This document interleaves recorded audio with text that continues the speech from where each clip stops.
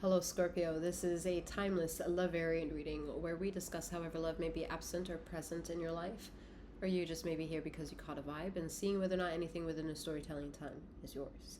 Please bear in mind a few of the details while we get ready for your reading. I am Master Seventh, aka Seventh, that reads these energies for you. Should you want to know who she is, what she's all about, her details can be found in the description box below. For a little clarity, I am a master healer that provides remote wellness and or tarot intuitive insights.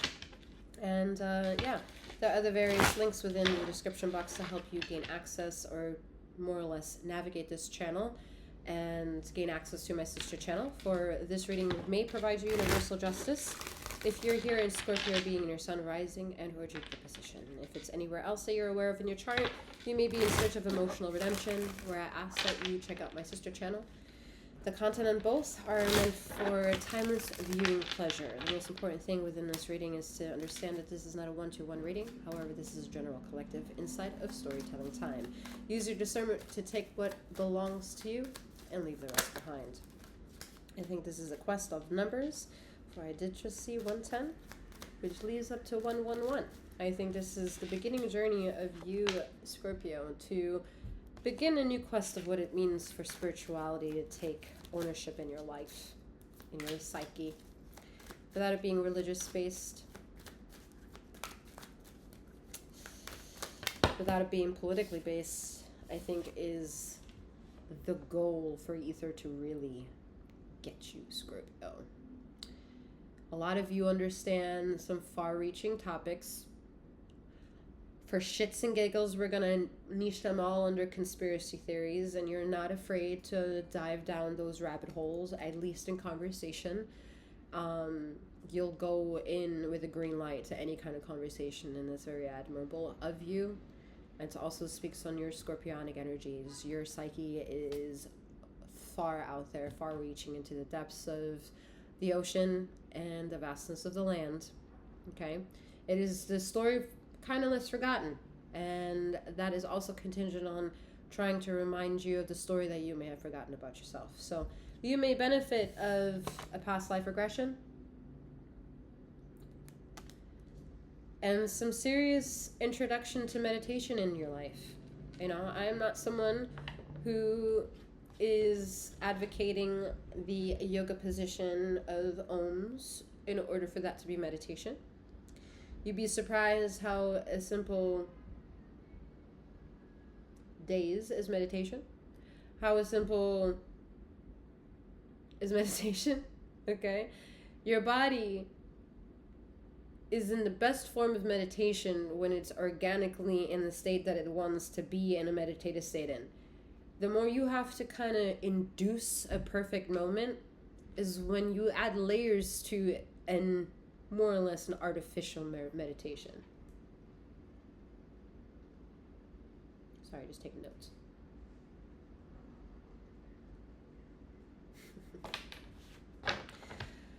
All right. Your soul is so cute, Scorpio, in ways that your ego is like, what the fuck?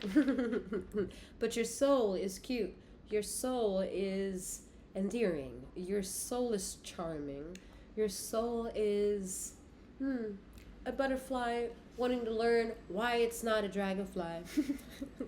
All right, it's cute. It's hungry. It's hungry for knowledge. It's hungry for experience. It's hungry for intimacy. I mean, Scorpios, y'all known for that shit. You're just hungry. And, you know, that's good. It's almost like anger. You take pain because you have pain. There's pain. I mean, pain almost everybody has, right? Almost everybody has pain. To say that they don't have pain is like, are you a psychopath? Do you not want to admit that there is pain? Or do you manipulate shit so that way you can keep booing yourself away from all the other bullshit on the weights and the backs and shoulders of other people? Scorpio, let that not be you. But it can't be on to those that is directly aiming towards that your soul is wonderful. Your ego, but you know that about yourself. you know. You know. You know in the way that you need to know. And then there's a process where you can take that shit to a whole nother fucking level. And I think it's about damn time. I think we get in there. We're not talking about too much. Actually, kind of. We are kind of talking to everybody. But okay. I was about to say we're not talking about those who already are like tarot readers and like chosen a spiritual path and all those woo-woos, wooks and stuff. But we kind of are, as I'm hearing, because they're also going to be mind blown if you're reading traditional tarot. And 99% of y'all are still reading traditional tarot. I mean, I'm still reading traditional tarot. But what I'm trying to imply by that is that I have yet to disclose a gift that I want to disclose out to the public. It's in the works. It's in the process. It's in the process, okay? And I think the process will be a very... Hold on. Note. It'll be a very important word for you for the next, I hate to break it to you, 6 months, okay? I don't care if you're listening to this reading in 20 years' time. You'll see a good version of me in 20 years' time. Hey. But it's more so about understanding that when you see this, 6 months, man, 6 months forward, you want to understand what the 6 months forward could be about a bit faster, understand the last 6 months of y'all life, process that shit, process it deeply, process it in the ways that every sword wants to be like, yeah, bitch, I fucking hurt you and I didn't kill you. Second sword, yeah, bitch, I hurt you, but I didn't kill you either. Third sword, I hurt you too, but I didn't kill you. Fourth, fifth, sixth, seventh, eighth swords. I know we're hurting you, but you still fucking breathing, and you're still charming, and you're still beautiful and handsome. What's the problem, Scorpio? 709. Individuality of sovereignty. Understanding that within a failed democracy. Okay. The higher. Oh, I was about to say the Hierophant. Some of y'all have secrets. But juicy secrets, passionate secrets. Okay, but anyway, the Emperor is taking the lead, which means is saying that the masculinity of both parts of femininity and masculinity of selves are taking the motherfucking lead.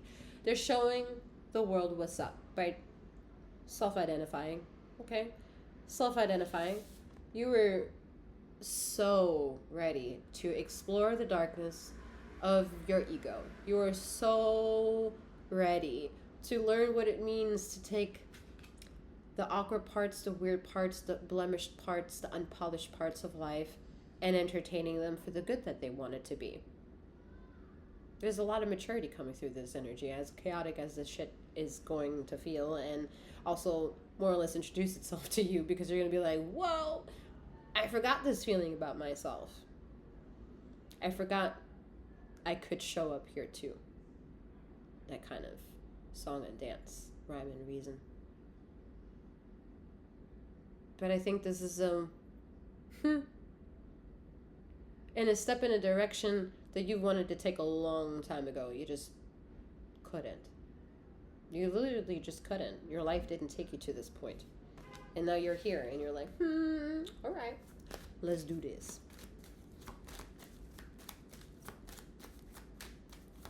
Past life regression is coming up for a lot of different signs at this moment in this bubble. I think, again, you could also benefit from that.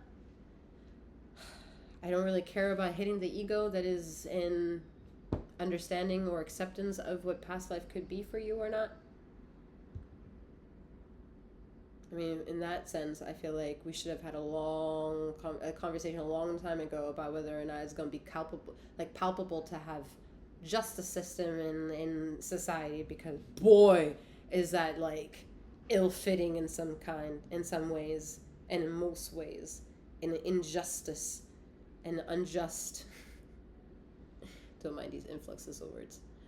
All right, but I mean, if it's going to be also that political in everyday nuances that we didn't get to have an actual sincere vote upon, then maybe we can take certain other topics that we could have a vote on and explore them.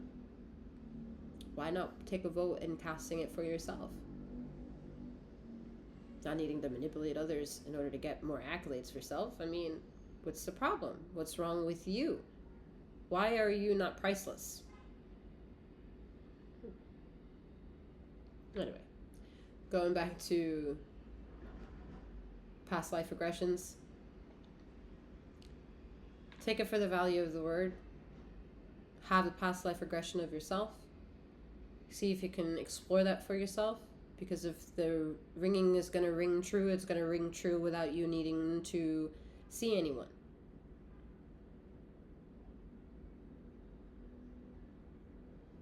It could also explain how powerful you are.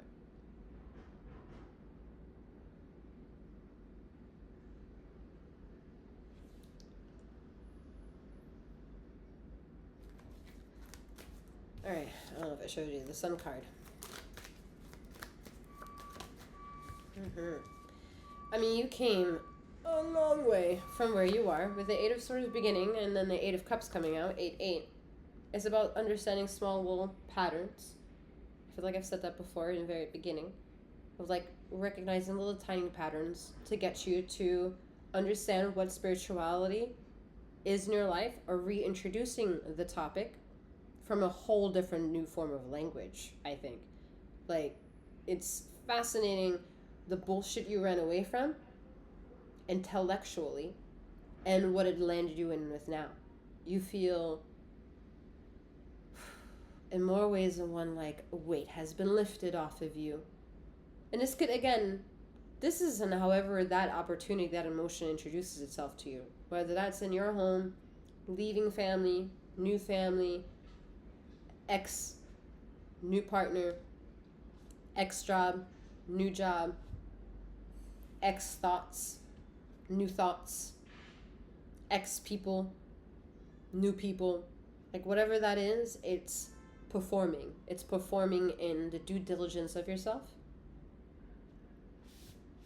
It's very powerful, right? It's very powerful in... It's... This is an interesting feeling. The Eight of Swords almost has you, I know it's not, but it's like almost you're barefoot.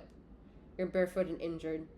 You may have actually also been in the front lines, have gotten some serious shit, you know, like you may have had an accident, you may have been abused, you may have been brutally beaten, seen murder. Like there's some crazy things that you've experienced that you understand how brutal life can be. And how sometimes the brutality lingers further and the effects it has on the emotions. And the power of all this reading so far is having learned what you could learn from that. And more or less having a relationship with the inevitable parts, or the things that you couldn't control. And not fearing taking off your shoes and being naked with the ground, but walking methodically, walking with purpose, walking with understanding, protecting thyself, whether it's also putting on shoes or taking off shoes, to understand the difference between the two and the rewards of the two, separately or together.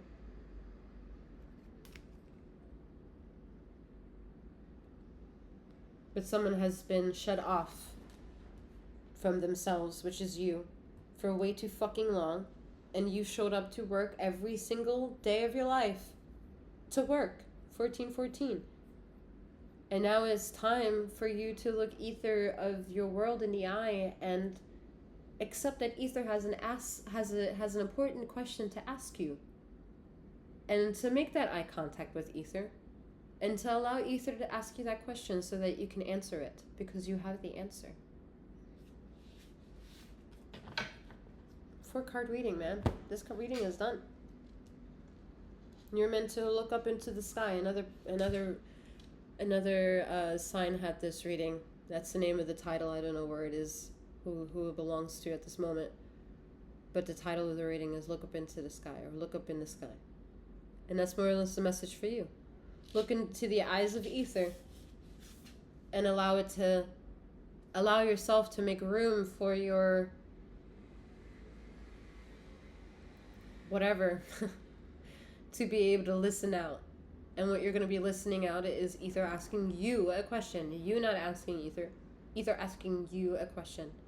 Take that time out to hear it.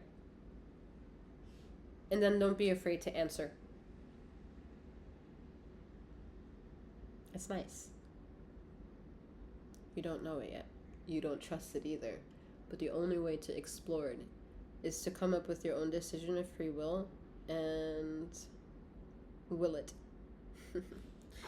All right, I'm wishing you a wonderful morning, noon, and night wherever you are in the ether this time and space, and may you keep flowing, growing, and glowing. Take care.